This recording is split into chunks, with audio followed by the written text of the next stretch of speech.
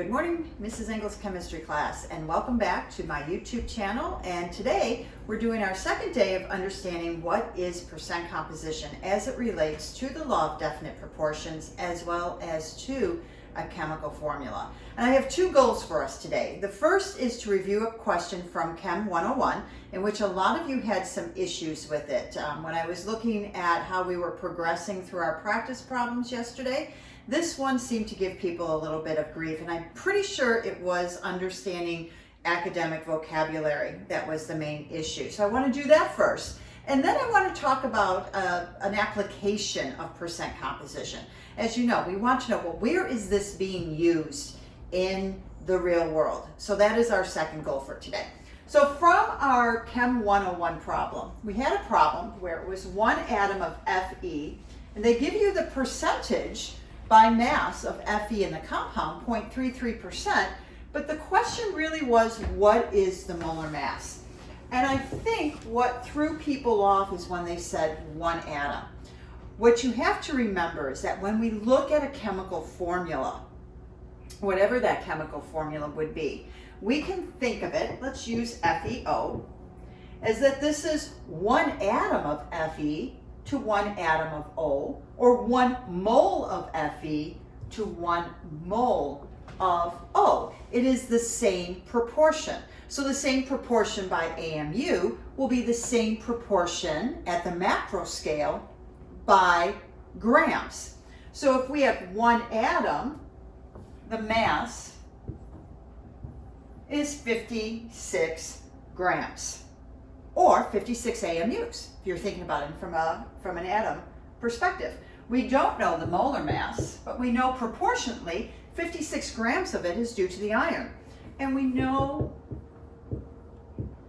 that equals 0.33%. Another common mistake, this is not the decimal form yet. This is still the percent. So to make it the decimal, again, move your decimal place over 2 places. Now we're ready to solve for molar mass, or ready to solve for this X. You're going to undo your equation, solving for X, using those wonderful and awesome algebra skills.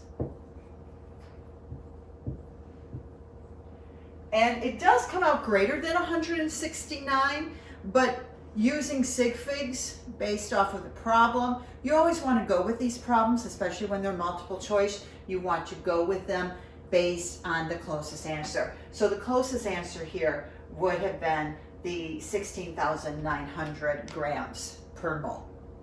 So that problem gave us some grief, and again, I think it was just about the vocabulary of one atom. The second type of problem that I want to introduce today is the practical application. Where is this being used? Well, in the mining industry, when you think about some of the metals that we use in daily life, for example, aluminum. Aluminum is not just found in the ground. I can't just dig up aluminum. I dig up an aluminum-based compound. Probably the one that's used the most is called bauxite. It is a hydrated aluminum oxide. Now, if I write this compound, you know it as aluminum hydroxide. Well, before I mine, I'm going to use mining software. I'm going to use my geologist, and they're going to go out and they're going to find the site. And perhaps by doing a little bit of digs, they're going to pull up a sample, and they're going to say, well, hey, in this area, I think on the macro scale, we're going to be tons, mega kilograms. But now let's look at it on the micro scale, because we can use it from the same application. Let's say that I have a 725 gram sample, and I want to know, well, if this is the mass of the entire sample, how many grams of aluminum can be smelted? Can I get out of this sample? Remember, law of definite proportions. The same proportion by mass that exists in the compound exists in the sample. So I need to figure out what percent by mass of aluminum is aluminum hydroxide.